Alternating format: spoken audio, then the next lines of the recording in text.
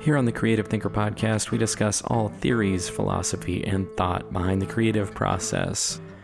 And we hope that you find some inspiration along the way. Today on the podcast, we're going to be talking about magical items and when to use them, which is a play on Fantastic Beasts and where to find them. Anyway, so we're going to be diving into the minutia, everything you need to know about magic items and how to use them. It's going to be fantastic. My name is Henry Moon, and I'm joined by Michael Vasquez, who is our resident expert on magical items and all things Dungeons and Dragons. So, Michael, when talking about magical items, what do we mean exactly? So what are the good ones? the good ones. Let's get a little bit of background on what are magical items. So when we think of magical items, I personally tend to think of the famous magical weapons or items that we see in games, movies, fairy tales, or mythologies. The Leviathan axe from the newest God of War games is a good example. The One Ring or Isildur's Bane from Lord of the Rings, Excalibur, the mythical sword of King Arthur, or Thor's mighty hammer of Mjolnir are all examples of famous magical weapons. But what makes these items so famous is the history that's accompanied with each one. So, when you walk up to a sword, an axe, something like that in a story, you're not just going to assume that this is the greatest axe, sword, whatever it happens to be of this story. The way that they get introduced is special. It always comes with, like you said, history. Throughout the story of the God of War Ragnarok, we hear about the great battle between Thor and a mysterious woman who used a weapon that was equal to his Mjolnir hammer. His Mjolnir hammer. After playing through the events of the game, we get to learn even more the history of the axe and Kratos' last wife. He has so many. He does have two, I think, throughout the stories. That man has a lot of complicated relationships. Yeah. So that's the history of the Leviathan axe. Through the whole Lord of the Rings novels and movies, it's about the journey of destroying the One Ring, right? This artifact, the MacGuffin of the entire story. People have heard one ring to rule them all, one ring to find them, one ring to bring them all to darkness or bring them all and in darkness bind them. We begin to learn about the ring's history through the moment from the very first moment you start watching The Lord of the Rings, The Fellowship of the Ring. It starts with the history of the rings and the rings that were given to the realm of the elves, the men, and the dwarves. Moving on next to the examples said before, Excalibur, right? The sword of King Arthur has many different stories already in and of itself. The one I'm most familiar with is Excalibur being the sword and the stone from the Tales of Merlin, where the person who pulls out this sword and the stone will be divinely appointed king or the true heir of the British throne. And lastly, to get you in the right vibe, mental space, we have Thor's hammer, Mjolnir. We're getting even more specific. We're leaving God of War Ragnarok behind. We're getting to the nitty gritty, the most fancy weapon of them all. Lastly, Thor's hammer. Mjolnir in old Norse mythologies. Mjolnir was the hammer of the thunder god Thor and a symbol of his power. It was forged by dwarves and was a weapon used to crash down on the heads of giants. In the more recent Marvel era, of course, creation is still of dwarven make, but has an enchantment upon it. Whosoever holds the hammer, if he be worthy, shall possess the power of Thor. So it's a little bit more juicy in the new Marvel movies. It's got a few more powers, and it's almost like donning the cape of Superman or the glasses, I should say, of Clark Kent. Yeah. So these are all examples of magic weapons in mythology, in history, literature, stuff that we've probably heard of already. So when we go into this, in today's topic of creating magical items and what the purpose is and how you make them, here are some examples of people who have done this very well already. Most people already know of those four great mythical items. If you're a gamer, recently you've heard of the Leviathan axe. And of course, if you're into any type of Norse mythology or into Marvel at all, you've heard of Mjolnir or Jonathan. And of course, Lord of the Rings, right? King Arthur, also another big story that we've heard time and time again, especially growing up in school. I listened to that story a lot. So these items have a lot of history in it. So when we're talking about magical items, Henry, what is one of the items that comes up to your mind? Oh, aside from these four right here that I just listed. There's so many. I think one of my favorites is that the cape from Harry Potter, that big like cloak that they put on. Yeah. It's just a big blanket of invisibility, and the rules always sort of change a little bit, and it's always like that and the Marauders map are probably my favorites, just because it's like anytime I think of those magical items, it's like, okay, mischief. It's like low key stuff. It's not going to be crazy. Yeah. It'll be intense, and a little bit scary, but it's not going to be like world breaking. And that's like a happy space for me. That's like, okay, adventure awaits. Let's do this. Yeah, yeah. I like those magical items, and I like how they attach history to those things. It's like anybody who is up to no good is going to be is going to be using these items that there is some attachment to, like his familial history, like this is sent to him from a family member and stuff like that. Like it's a good story beat. It's a good segue into his history. Just fun. I love little magic items like that, and I think that's something I strive to do in my own campaigns and my own writing, is to have a small magical item or something that's like kind of weird and quirky, because I feel like those are like the Marauders map is like very specific to Hogwarts. I try to stay away from Harry Potter stuff. I haven't read it in a long time, and we got a lot of flack from the last time we talked about Harry Potter. So I don't know much about Harry Potter anymore. But from what I remember, the Marauders map was very much just towards Hogwarts, I thought. So it's a very like single use item for a single spot. I think it's very like you said, up to some mischief, some low key mischief. Yeah, one of my favorite magical items that I've created recently is Gauntlets of Niflheim. And I took inspiration from God of War to make these gauntlets, but then I added them to a BBEG in my campaign. And then one person decided to try to single-handedly fight them. And they were not aware of these gauntlets, but I was able to create lore with these gauntlets, maybe made them a little bit too OP, but it is what it is. But I created a lot of history behind that, and that adventure or that BBEG had its own history because he had to go and grab these gauntlets from a certain location. And that was interesting to me, and now I have like a special place in my heart for the gauntlets because I created some lore to go with it. And I think that's something that I've started seeing a little bit more in my reading, is the lore behind magical items. As I'm reading Aragon, or the Inheritance trilogy or cycle, it is interesting to see magic items appear and then hearing about the history. And even Aragon approaches some places with a sword, and people react to him a certain way because the sword has meaning and history already, has a dark past. So people interact with him in a negative light just from the beginning. And that's all based on the history of one magical item. Well, one of the items you used to great effect in your campaign, you had this pair of swords that was like these brother dragons that got turned in magically into swords. Yeah. And that was a really cool story beat because we learned a lot about the world. We learned a lot about, there was a moment there where our characters got to choose between being good and evil because the swords themselves were evil. And so, or the dragons that they were put into them were evil. And so we had this tug of war between being good and bad, and we also had this like, let's learn what happened to these dragons, and let's try to. It ended up being we found out a way to free them, which was by stuff, which was not a great memory of the campaign for our characters, but maybe not a good legacy to leave behind. But it was good fun. Yeah, and like that it was fun to create too, and just so you can see a little peek behind the curtain for those swords.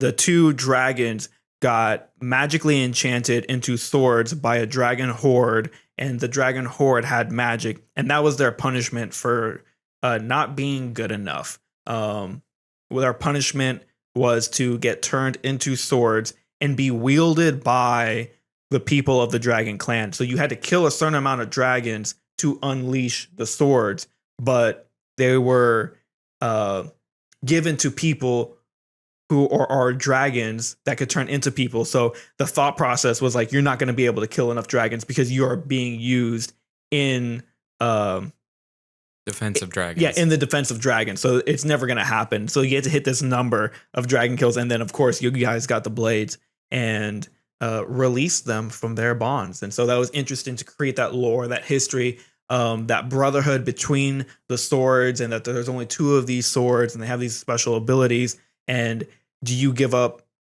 the OP kind of abilities that they had to have these dragon allies now? So and the expanded, I mean, we got more attached to the dragons that were our swords, because it was like, as we're fighting, we always had these moments of conversation with the sword. It's like, okay, well, I attacked this enemy and it was a hit, and now I'm going to talk to my sword for a little while. Yeah, which was like an interesting exposition, and it was always like fun dialogue. And then we became attached to the swords, which then, because they were trapped by the BBEG, then now we have another reason to not like the BBEG. Yeah. And we have more allies in the cause, which makes it, story-wise, it's like you're building up to something, which I think everybody wants in terms of magical items. If we, talking about like the Sword of Kings for Aragon in the Lord of the Rings, is he is building up to be the king of men, but if there's no men left on planet Earth, then who's he going to be the king of? It doesn't matter. So it's like, because he is taking on this magic item, and that's going to help him in fighting the big bad evil, which is the Eye of Sauron, right? Mm-hmm. And so really good magical items are going to help you move towards your plot goals. They're going to help you add honor and prestige to your characters. They're just going to keep adding interesting elements to your characters and what's going on. And as we start kind of talking about like the purpose of it, when we start looking at our own world, where do we start? I'm pulling, just so if anyone wants to take a look at our source that I'm using for this next portion of the podcast, I was looking at an article, a website that was posted in 2013, crafting fabulous fiction arcs of artifacts. And they use the example of a gun through all of this. We're not going to use that example because we tend to talk about a little bit more fantasy elements here. So we're going to talk about that, but it has a lot of good questions in here and good points that we can definitely expand upon. It's on writingworld.com. And again, creating fabulous fiction arcs of artifacts by Victoria Grossack. So when we look at our magic items or artifacts, we should be looking at a few different perspectives. We're going to look at 4 perspectives here: the perspective of the character that we're writing, the perspective of the plot, the perspective of the reader, and of course, the perspective of you, the author. So first, we're going to be starting off with the perspective of our character. What items do our characters care about, and why? That's such a good question. I mean, that is where a lot of people stop, and it's not necessarily a problem, but you're not going to round out an item as well as you can if you cover all these perspectives. And that's what we're all about, is making things as good as we can. So what your characters want is to be as OP as possible, is to, as soon as you have something on the board or on the map, whatever you want to say, as soon as you have an item that is out there that is known by your characters to be the most powerful weapon in the world, you want it. Yep. Especially when we're talking about D&D. Your characters want the most powerful items. They want the most prestige. They want to be the end-all, be-all murder hobos in the world. And so you want to make sure you give them the opportunity to do that. That's what the game is all about. That's where the fun is, and that's why it's lasted so long. So anytime your character wants something, and we always talk about utility, especially in these last few weeks where we've been doing a lot of more writing heavy episodes. We've been talking about utility and how that drives a lot of really good content for your story. The same thing applies when you're talking about what your character needs. If your character needs a way to make spells, like we had in your campaign not so long ago, your wife's character needed to make a whole bunch of potions. So potions, not spells. Anyway, don't at me. I'm a barbarian. I barely know the rules. So, anyway, so we had this whole forge of like building or making potions and inputting different ingredients. And so that was something that she had wanted for a long time as a character. And she finally was able to aggregate the necessary resources to be able to build this into a business now so that she can fund herself for a while too. Super cool. It fills a lot of needs for that character. Yeah, exactly. And of course, I'm going to be using a lot of examples from Aragon because that's what I'm reading right now. And as I'm reading that book, or listening to that book rather, I'm starting to pick apart the elements that we're talking about and seeing how good storytelling and world building is made. So when we're talking about magic items and why do they care about, Aragon is in this fantasy setting and he becomes he is the newest dragon rider. And as a dragon rider, they want to defend and defeat the tyranny of the BBEG. And they need a sword. So his magic item, his big magic item is a sword called Zarok. And I think it's very interesting when magic items have a name instead of just, especially in D&D, right? We have magic items +1, magical sword +2, magical sword +3. But like having a name even creates more history. It creates a little bit more lore and oomph to your setting. So when you can have a sword, and not that you have to do that if you're a new game master or dungeon master, but having that name of the sword, like your axe, I created a name for it, but there was a reason he needed it because he needs to defend himself. He needs to attack. He needs to defend himself and his mentor. There might be some slight spoilers in this for Aragon if you haven't read it yet, but you can start seeing out forever. Deal with it. You can start seeing the elements of it. So perspective of plot, what does that mean? Because that can feel a lot like perspective of plot versus the perspective of the author. Isn't that the same thing? You will eventually say yes because you're the author, but that doesn't necessarily mean everything that you want needs to be there right away. Let's say you're creating a character. Again, we're using Aragon as an example here. Aragon is a new dragon rider. He is being trained by someone, but he is not a full student. Let's look at it as a Jedi Knight kind of title. He's still a Padawan, like in his Jedi Knight trials. So he's a Padawan, but he's fighting people who are the equivalent of Jedi Knights. So the perspective of the plot, we need to have our character not die right away, right? Because we're continuing to write about this character. He needs something that will give him a little help in the fight. Perspective of the plot, he has a sword that won't break. Okay, now we don't have to worry about his sword breaking. As the reader, the audience, we don't even think about it, but it is something that happens in the world. Perspective of the plot is he gets a belt called, again, the names are so cool, Belt of Baloth the Wise. Ooh. So that he can stay in these fights. It's given to him because his training is incomplete. His power has not grown sufficiently. I love that part of the story because it's like he immediately, it was a good exposition element because he immediately was like, ooh, power, nice. And then he just goes nuts and then immediately like taps it out. You know, he uses it past its fullest extent as soon as he gets it. And it's like, his I forget the name of the teacher, but it like warns him against it over and over, saying like, this is way beyond you. This is just to tap in once you get a little bit tired. Just use it a little bit past you. And he's like, I used all of it. What's up? And so, again, for the perspective of the plot, it's almost like plot armor, but you're giving your characters something to still strive for it afterwards. When he's given this, he does have more power. He can fight people at a different level now, but he's still, once he's done with that energy, he's done with it. He's not at that level anymore.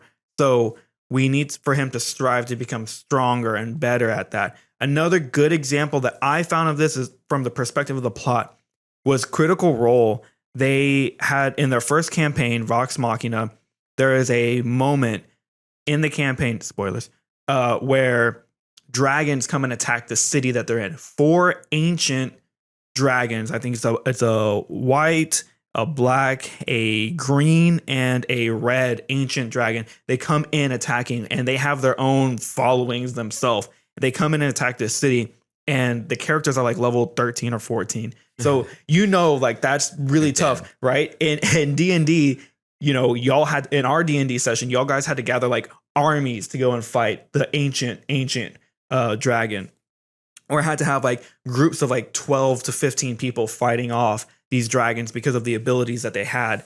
And in Critical Role, like they don't succeed.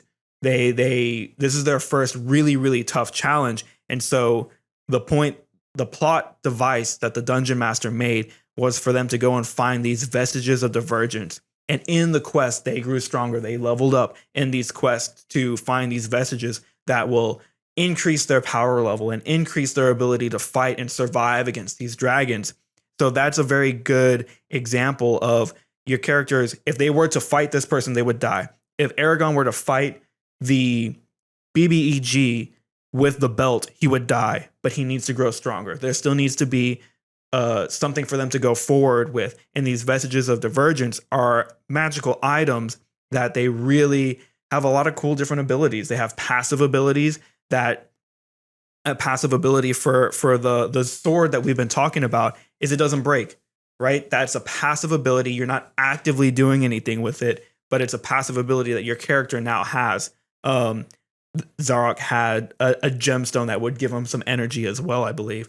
So that's an active ability that, he got to use, and we'll say it's like a +1 or +2 sword or whatever, if you're talking about D&D terms. And so each of these vestiges had some type of magical ability that they could do. It. They increased their spell DC. They gave them a plus to hit, or a little extra movement, or could hit a little bit harder. So those are some magical items that you want to go out in from the perspective of the plot. It moves the plot forward. They continue to grow in power. They continue to do this.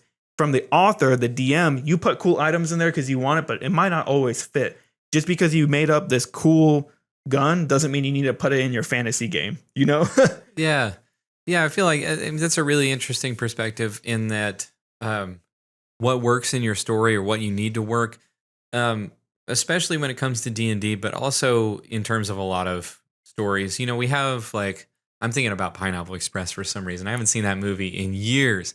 But they have this moment at the end where it's like our characters are not strong enough to fight who they need to fight. And then suddenly there is this armory that one of the characters has, and they all just get all these ridiculous amount of guns. And it's like, okay, well, your characters need to be able to fight this level of bad guy, especially in D&D, right? Like your quest has led you to something that is far beyond your level. Here's an item. There's a plot point. Here's here's something that we can give you to give you a fighting chance. If you really want to take this route, then we need to research and see if we can have a fighting chance. And I think that's a really cool perspective, and that's something that's going to get you further than what do the characters want? Because in that situation of the characters from Pineapple Express are going to take on this entire weed farm. We'll get them a helicopter and a rocket launcher or something, just to give them a tank. They'll just roll in and kill everybody. Yeah. And it's like, well, that's what the characters would want if it was a D&D campaign. Yeah, for sure. They're like, give me everything. And instead of that, we take on this other perspective of the plot, which I think is just a really cool change of perspective. I love those. So what about the perspective of the reader you mentioned? When is that an appropriate question to ask? So if plot and character isn't doing it for you and you still need a magic item, when would you take into account the reader? Because that one makes the least amount of sense to me reading through these. So it's not necessarily when these don't go in order, right? They doesn't go in order of, okay, now I need to create from the perspective of my character, he has this or they have this magic item. From the perspective of plot, now they gain this magic item. Now, from the perspective of the reader, they then gain this magic item. This is all happening simultaneously, right? It's in a flow, right? So the perspective of the reader is your magical item going to make sense for the world that you're in, right? What magic items are you going to expect to have in your setting? If you're running a sci-fi setting, you're probably not going to have swords and shields or you might have like helmets or something that will do be like the magic item. We know what Star Wars is. Don't add us. Yes, we know that that's possible. Well, yeah, so that's possible. But like when you're talking about like laser swords, okay, but typically like the games that I run in that Star Wars setting, the weapons that you're looking for aren't swords typically. They're typically looking for what's a gun that can do some damage, that it has a little unique ability to it. One of the things that I was thinking about for sci-fi is, for the perspective of the reader, if you're in a ship, right? A ship, you need space to space or planet to planet travel. That would be considered a magical item, right? If you own a ship, what do you need to do to repair your ship while you're in space? You probably need some type of like mag boots or gear to put on while you're in space. And that can become a quest as you get your ship, and then you got to get all the equipment that goes with it. That equipment are magic items. If you're in a fantasy setting, typical fantasy setting, you're going to want swords that have legends with it. You're going to want helms or boots or gauntlets that have these magical abilities, or rings that have these magical abilities. That makes sense to your audience. Because if you put something in there that doesn't, like a gun in a fantasy setting, like, how serious is your setting going to be? Is this really the story that you want? Will it take it out? Again, remember your audience, what you're writing. So that's what that really means. If in Aragon there was no sword, I would be like, what's happening? If he just fought with sticks, I'm like, okay.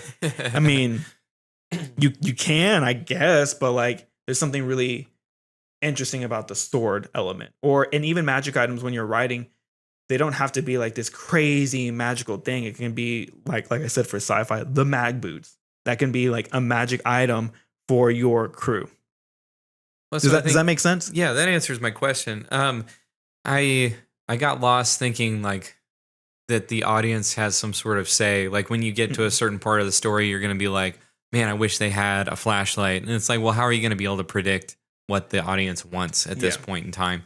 But the way you explained it makes a lot more sense, where it's just like, does this make sense in your world? So, hot take, the Darksaber from The Mandalorian, stupid weapon. I hated that so much. I just, like, that to me took me completely out of the world. It's like, we have lightsabers and we know how they work. They've been around since the beginning of this story that's been told. And the Darksaber is like a knife-shaped one, and it's been this huge weapon that we haven't heard about until now. Like, I get how stories work, like they're building off of it and it's such a big universe, right? But at the same time, me as an audience member, I saw that and I was like, I don't believe anything that happens from here on. I got over it. I kept watching the show. I enjoy Star Wars, but that Darksaber, I still don't watch the episodes that are mainly about that. If I go back and rewatch, I just skip through. Maybe I'll get through my wounds eventually, but yeah, that was one item that I was like, this is too much. Yeah, I think again, it's talking about, you want to know your audience, and unfortunately, for some of the newer Star Wars that's coming out, there's a lot of lore to get through before you can get to understand like what is the purpose of the Darksaber, and understanding like there is a lot of lore. I obviously like Mandalorians. I got the Mando tattoo on my arm. Let's switch to your camera. I don't know. There's a good angle to see it. Okay. Zippity doo. There we go. Anyways, so there's a lot of history and lore behind that Darksaber that when it's introduced, I didn't really expect it. I didn't necessarily like the story beats that were there. I felt like, especially in this last season, I don't think they handled it well. They kind of like hand waved it, but anyway, I think it is a cool artifact. It's an interesting magical weapon, but I think they could have built it up a little bit more. And I believe even in that source that we talk about at the beginning, it talks about the satisfaction of the artifact. So if you are telling your story and all of a sudden your character picks up this sword that has magic powers that blast the power of the sun into your enemies, and you're like, where's this sword been the whole time? And they just pull it out at the end and that's how they win. You're like, okay, cool, I guess. But I don't know. Like if you don't have that build up to this crazy magic weapon or this crazy sword, then it kind of falls flat. And I think that's where, when you're looking at, you have to kind of look at all of those three, like perspective of the plot, perspective of the reader and perspective of the character, do all these three things kind of make sense? And then of course the author, because you're putting stuff in because you want to put stuff in because, it's cool. Yeah, try not to force it, I think, is the takeaway from the author one. It's like, there are things that are like, there's always going to be the badass factor of magical items. Like Star Wars, the first movie, first time they turned on a lightsaber and you got the sound effects and you got to see it and you're like, whoa, like everybody had that reaction. And that's how you know that was a great artifact, Yeah. So yeah, that's enough said there. Yeah. And again, for the author, like that perspective of you, the author, is what's something cool you want to put in, right? I put in magical weapons in my world because I like weapons. That's what I'm drawn to. And I've started to add more armor into the world because I like magical armor and I'm really enjoying the benefits that like a magical ring will have, or a magical spear, or magical boots, right? These things can help change the course of how your character interacts with it, and change the course of battle, can change the course of their whole character arc and their trajectory, is because I wanted to put something cool, and then they found it, and hopefully your audience, your readers, your people also find that cool that you're creating this world for, because you can't forget that you can put stuff in that is for your characters and the plot and the reader, but if you're not fully invested into putting those weapons in, or those magical items in, then what's the point if you're not enjoying it? Because at the end of the day, we have to have our passion in this. We have to have our love and our interest in here, because that's what typically brings people to either your table or your stories, or reading your articles, or you're reading your novels, because they enjoy what you've put out so far. And so you put your stuff in there, put your shit in there. It's cool. You like it. Screw everyone else. They'll come along. Yeah. They'll come along. All right. Well, we have definitely given a good overview to start. Magical weapons, there's so much more. I feel like we could definitely do a part 2 of this episode. But what I want to do for the rest of this episode, with your permission, is I want to go into our inspiration. But after that, I want to brainstorm some ideas for Roween, because first of all, because it's really fun brainstorming stuff, and I know we both like it. Yeah. But also, I've gotten a lot of good feedback over the last few weeks over our creating portions. Seems like people are having a good time, and pardon me, coming up with things that they really like for their own worlds, just kicked off of one idea that you or I have. So I want to make sure that we keep that as a part of the podcast. But let's do our inspiration first, because it always gets my mind going for the creation portion. Gotcha. I've been talking a lot. You want to hit your inspiration first? For sure. So mine this week, barrier-free creation is what's inspiring me. And I know that sounds really heady, and I tend to be a little bit more philosophical and off in space than maybe I should be. But for the first time, I feel like I have nearly no pushback when I start a project. And when I am in a project, so like I just keep pushing ahead. And whenever I hit a snag, whenever I hit something that would normally stop me for a few days, if I'm in the middle of a drawing and I misplace a line, or something when I put the ink down doesn't quite have the same personality it did when I was using pencil, then I would just stop for days. And I just, I'm sure a lot of people relate to that, just crippling anxiety and fear and just being upset. And I've put a lot of effort into moving that anxiety, moving that pain out of the way. Sometime, in the 2015, 16, somewhere in there is when I noticed it, and I started trying to find strategies. And shortly after, this podcast sprung up. But anyway, I feel like I've made meaningful progress. I'm looking around, and I've realized that I've made meaningful progress, and that I've been able to push through a bunch of really cool projects in the last couple of weeks that make me really happy. And I've literally, for the first time in my life, created things that are just for me. And that's really exciting, where it's like, okay, I can tuck that in my pocket and I don't even care if I show anybody.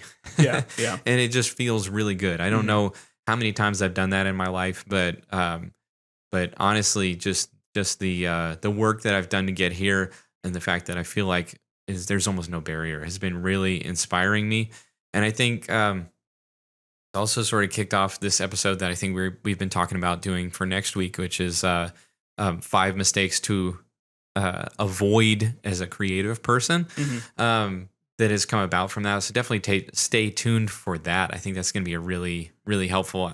And I think it sums up just about everything I've done over the last, however long it's been since 2015, 8 years now. My goodness. So my plan of attack that have led me to a place where I feel like I'm creating barrier free. So stay tuned for that. That's going to be really good. So that's what's inspiring me this week. Sweet. What about you, Michael?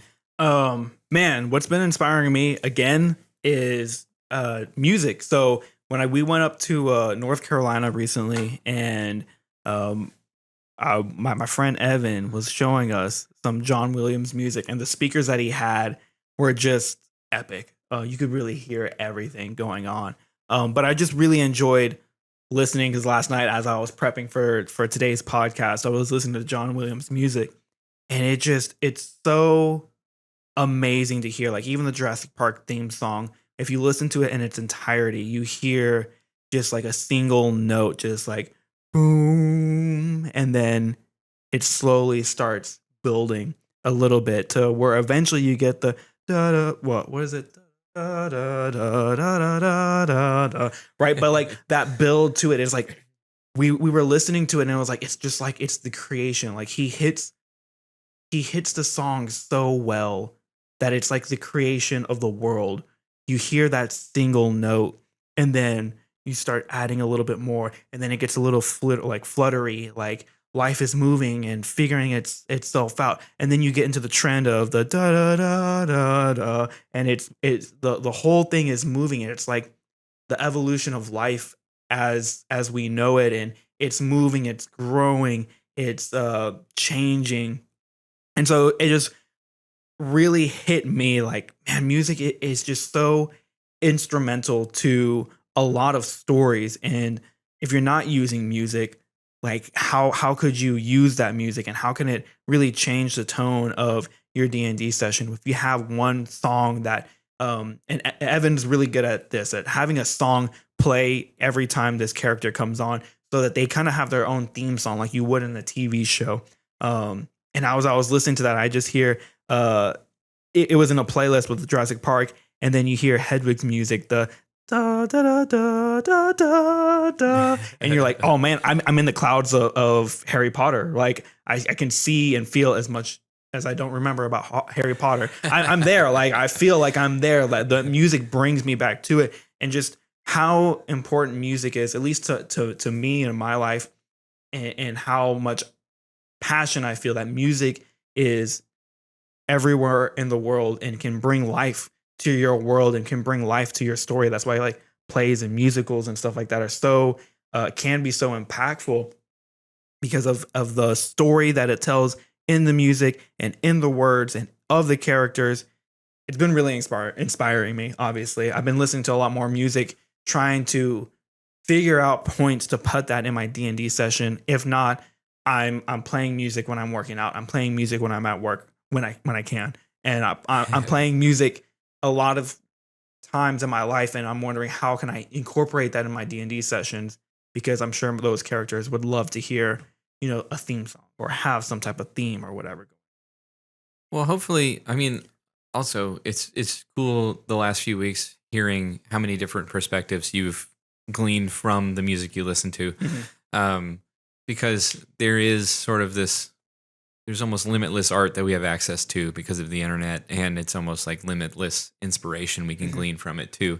So any art that you're out there pursuing, it's great getting to hear these perspectives on art that you wouldn't normally think of, because that allows you to see through somebody else's eyes into something that you maybe not value super much. Like if you go back and listen to a lot of the really early podcasts, it's like didn't have a lot of value in other types of art. There was what I was looking at, which was photography at the time, and I valued it a lot. And then there was everything else in the world that I didn't really care about. And over the years, I've widened my perspective because I've heard a lot of people's inspiration that they've found in other walks of life. And I think that's such a great thing. And that's why we're going to continue to do the inspiration moment, because because it's also inspiring people to let us know what their inspirations are, which is super cool. And and it turns out to be a really great conversation to have with people you meet. So anyway, that's sort of an aside. Let's move on. Back to the town of Ruin, little jungle town at the foothills of a mountain, full of furbolgs and rock-like folk. There is all types of vegetation around. Even the homes are built into the trees and the rocks. And there is very specific work going on, such as gathering rocks, gathering food, children running around, but also in an orderly fashion. This is a very elder-centric type of society. And this is where we're going to be diving in. This rudimentary technology, we're going to be diving in here to add our own magical weapons. So I'm going to do a little bit of brainstorming. We also, just as an aside, we dropped a reel both on our Instagram and on our YouTube to describe what our exponential creation method is, and just give you a little bit of a definition. Anytime you want to reference that, we use that term a lot, and just because we do use that term a lot, we don't define it. We don't define it every time we bring it up, and it can be confusing to newer listeners. So we dropped that reel out there just so you have access to it. But we're going to do some quick creating And so since we dropped it, we're talking about it. Exponential creation is just when we create. We have two minds coming together, and we're creating something that would take us. It would take us a lot longer to do on our own. But the exponential part, if you're looking at a graph, right? We're going back to school, right? We have our graph here. How my creation process, I'll do it this way. It makes more sense on the camera. I'll do it this way. So my process is going to slowly come up this way. Typically, that's how my creation process goes. But something that will take me like 2 or 3 hours this way, if we have time coming this way and creation coming up this way, is it's going to exponentially go up, just like an exponent. If you're looking at a graph, it goes up right here. With multiple minds coming together, we're going to exponentially create. That's how we've been able to create things that happen that would take myself or Henry 2 or 3, 4 hours to create. We end up creating a plethora of ideas, items, worlds, quests, NPCs in about 20 to 30 minutes. That exponential creation process is just a gathering, a brainstorming session, if you want to call it that, of creation, and really just limitless questions. We're going to continue to ask questions, and there's no right or wrong answer. We can say yes and a lot more to the exponential creation, or scrap it and go on. And feelings aren't hurt because we're just trying to create the best thing that we can create. So the reason for also giving it a different title than brainstorming or improv is with brainstorming, it's about, and improv really, it's about presenting your best ideas, and then like in all the groups I've ever been in doing that, it's like you present your best ideas and then the group evaluates whether they're good enough or not. Mm-hmm. And for how we do the exponential brainstorming method, the exponential method is that we don't say no to any of the ideas. It's always yes and it's always good enough, and we're always moving it towards a place of more refinement. If it is something that we don't like, then it's like, well, I don't quite feel like that fits. It's always that yes and, which is a big part of improv. But what happens with improv is that you build into this scene, and there is so much tension, I feel like, with improv. I've done improv classes, and that's what I'm basing this on. So I haven't been around people that are like exceptional at it. So I'm sure they're out there and they're probably doing a lot like what we're doing. But there's always this pressure that comes out to where it's like, well, we have to stick within the scene, and we have to build within a pre-established world. Like the first person says, we're in a supermarket. The rest of the story takes place there. And so for us, we're building whatever we can as fast as we can.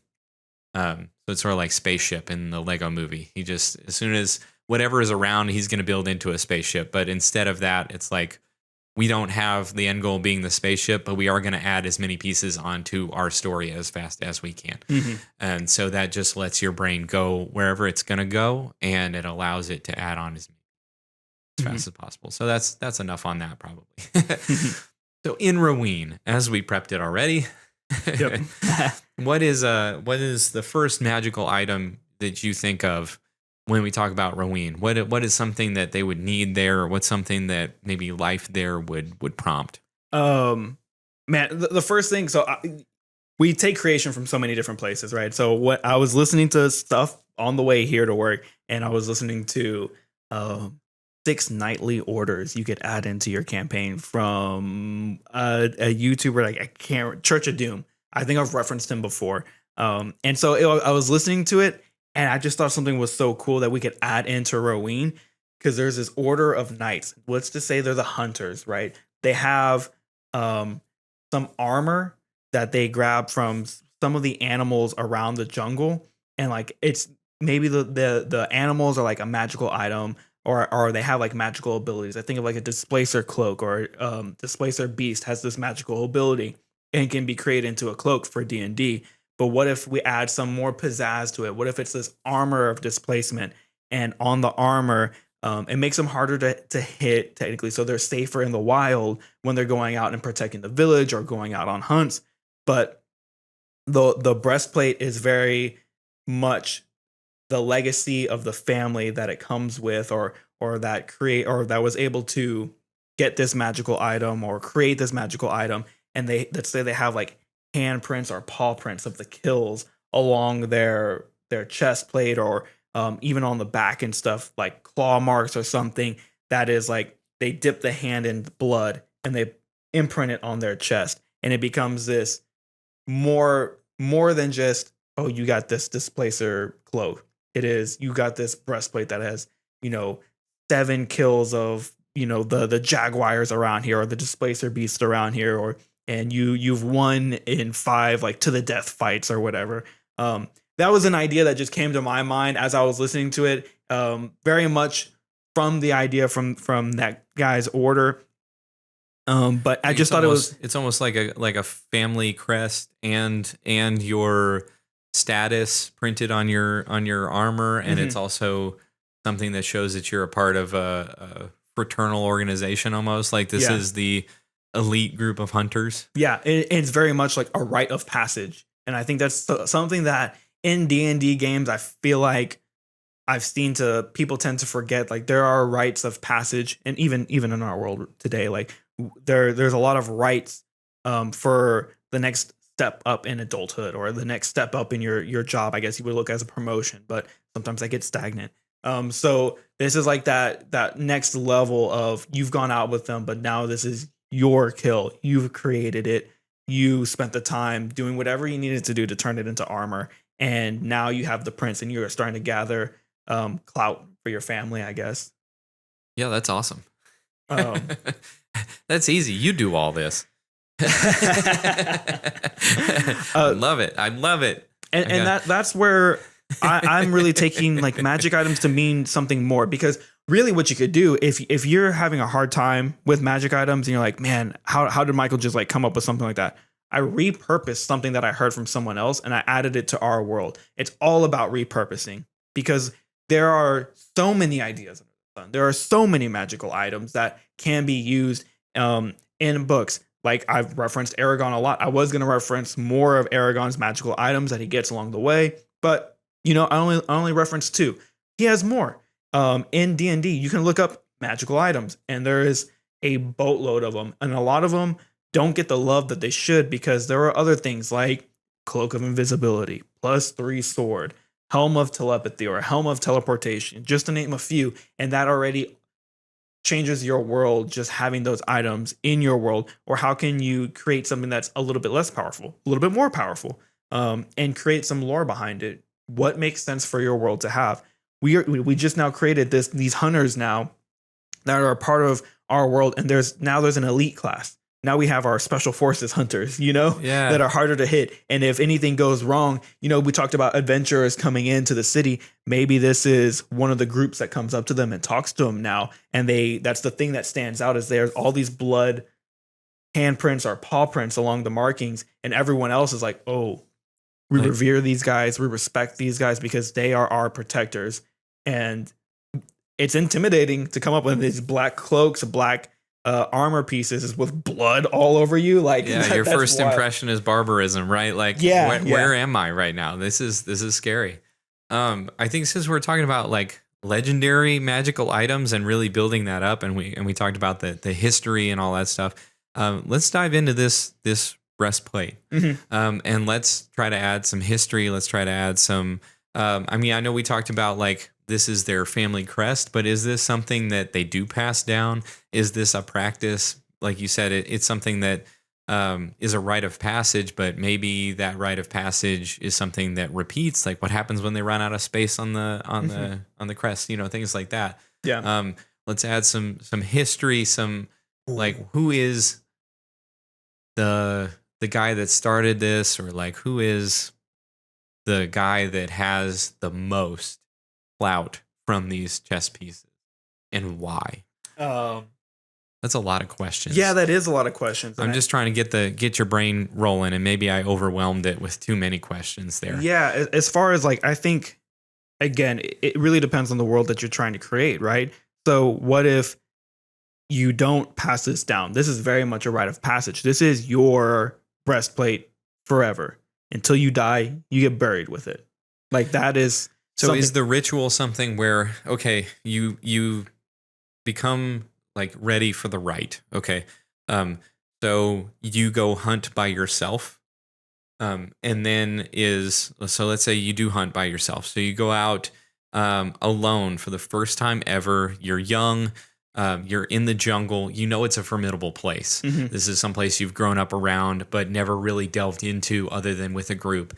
And you're going out looking for, specifically, we talked about jaguars a lot when we talked about the jungle. It's a staple of real jungles, but it's also something that is just a cool element in D&D, where they sort of morph cats into a lot of different animals. And it's sort of like the base was a cat probably, or at least how they feel. And so you can get some really interesting sort of feline features into a monster.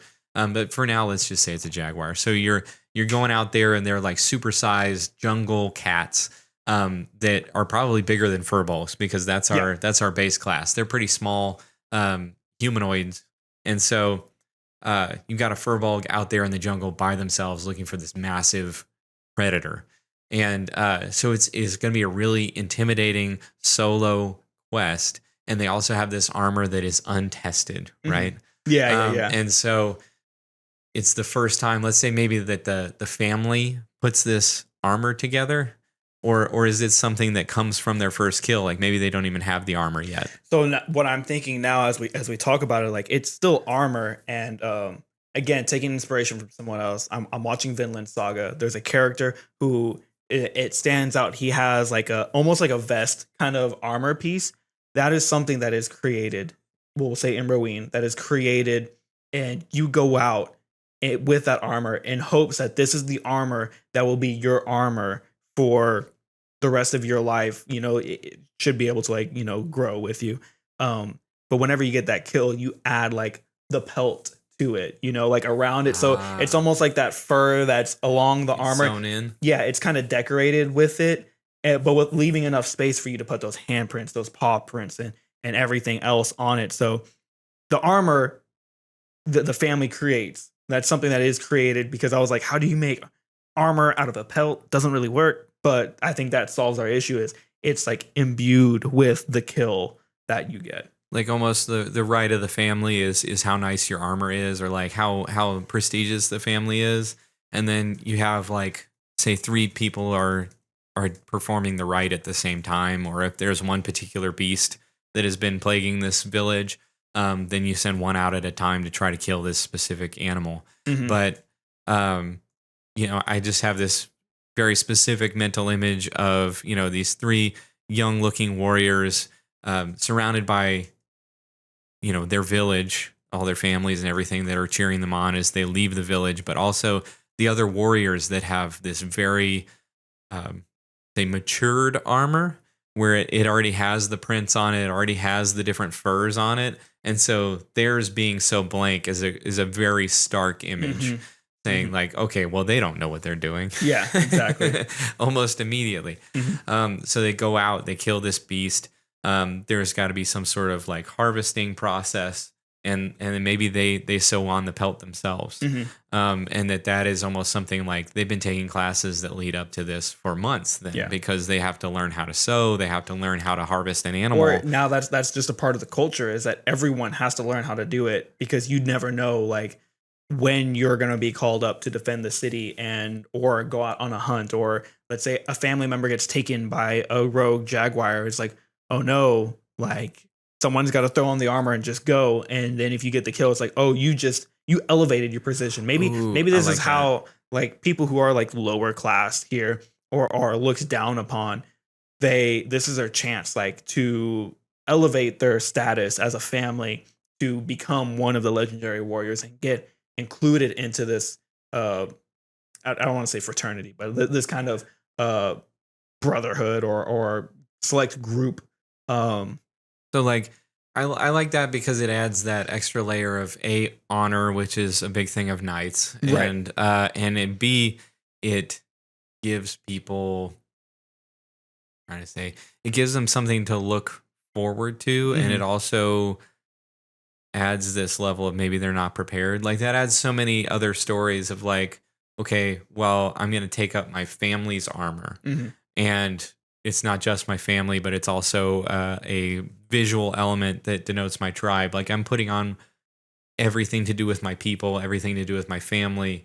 And so that's a lot of pressure, which is what a great magical item does. It's like the sword of Aragorn has, how much of those movies was him saying he didn't want it? Yeah. You know, it is a burden, and it is a difficulty that you have to take on in order to progress the story. And so that's a beautiful thing. I think we've rounded out the history enough. I won't say that it's a lot of details that we added in terms of like, could we write down 5 paragraphs on exactly how this began?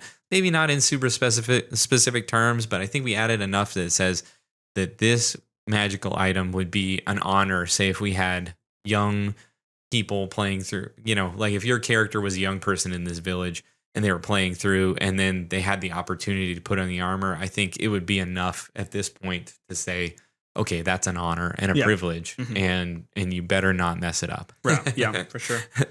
For sure. All right. So that was my suggestion. What do you got, Henry?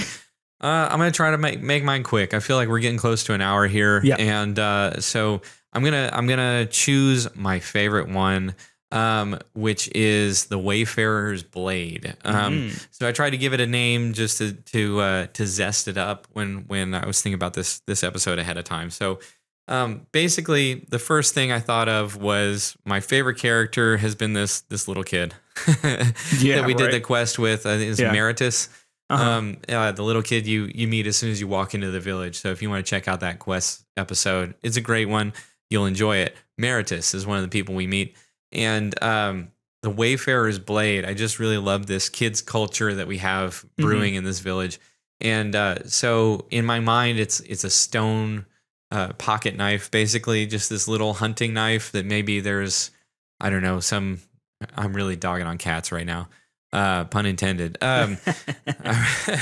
Maybe there's some small rodent-like creature that the kids kill as their own like mini rite of passage.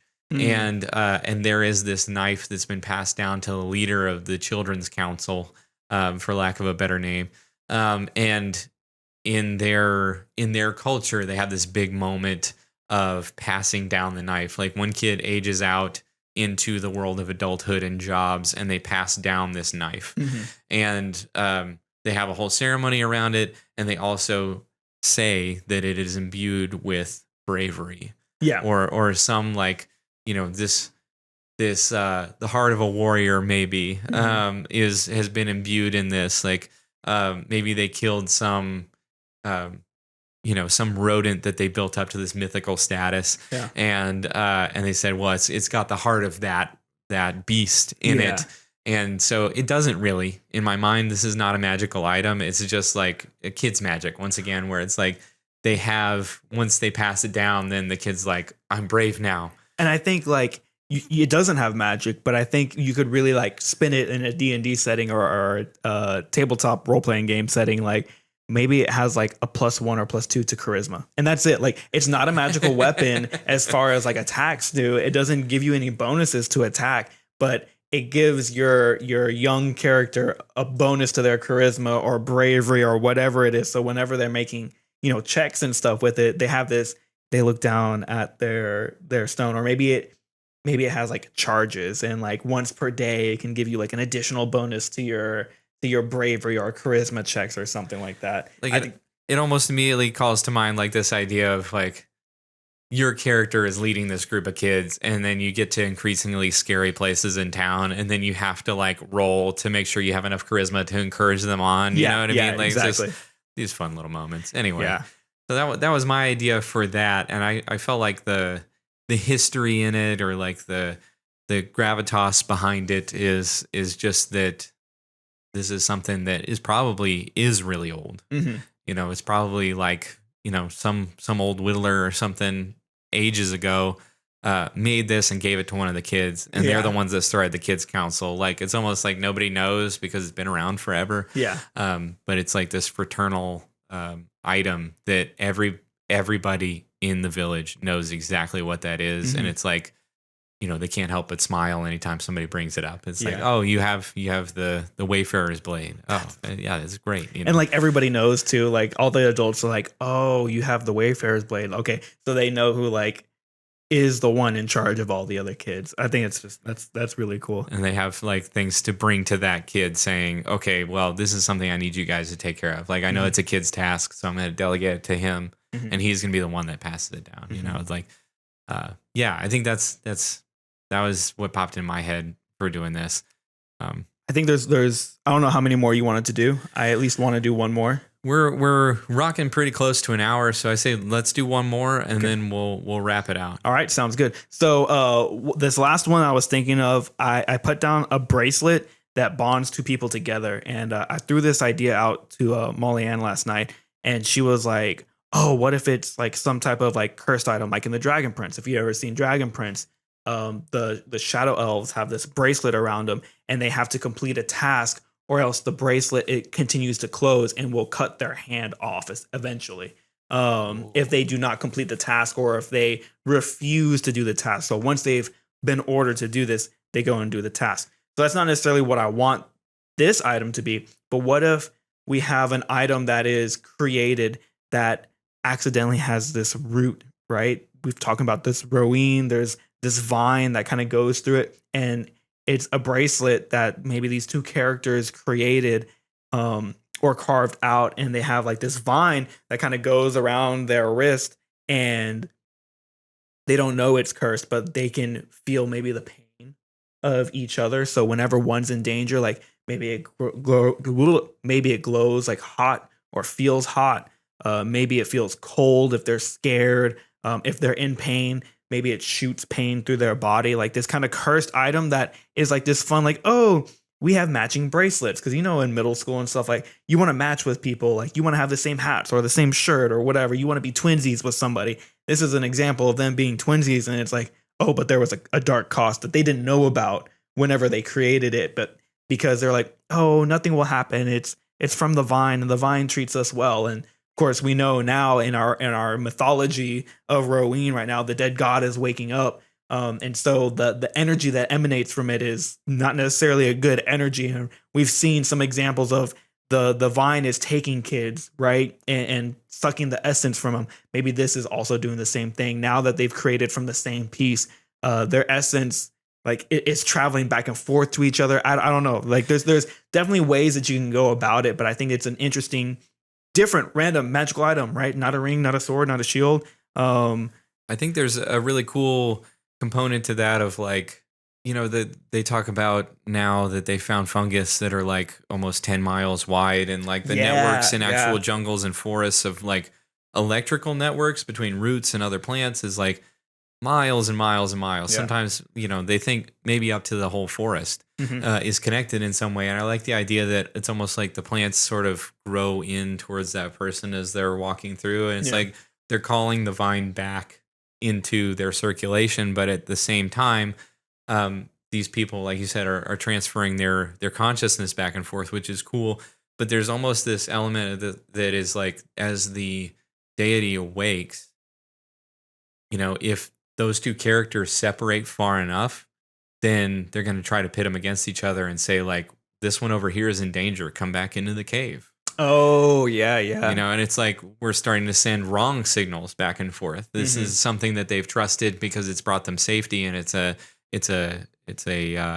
item that they have, and so they think it serves them, but it doesn't, right? Yeah. So there's like things like that you can build into this item too. And I like the idea that you said, like the forest and the plants kind of like grow into it, almost like whispers, and kind of like helps them. So what if, adding the magical items should add something to your character.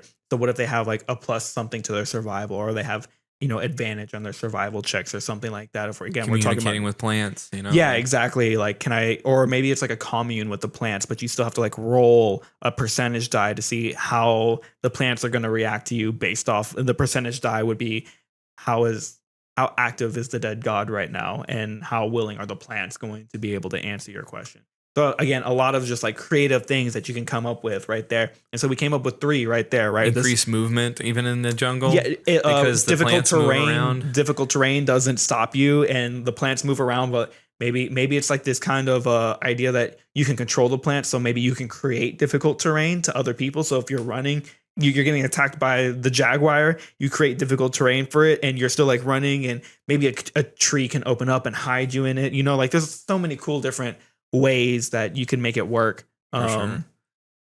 So yeah, so there it is. Like we created, a little long-winded on some of them, but I mean that's our creation process for 3 dope magic items in Rowan. We have I call it the Rowenian breastplate, the bracelet, and Wayfarer's blade. 3 not game-breaking items, and I think that's also important when we talk about magical items, which maybe we'll have another podcast about. This is how to balance your magical items throughout the entirety of like a D&D campaign specific, but we're talking about kids right here for 2 of our magic items, and those just give you like little bonuses, little this. Maybe the bracelet does a little much.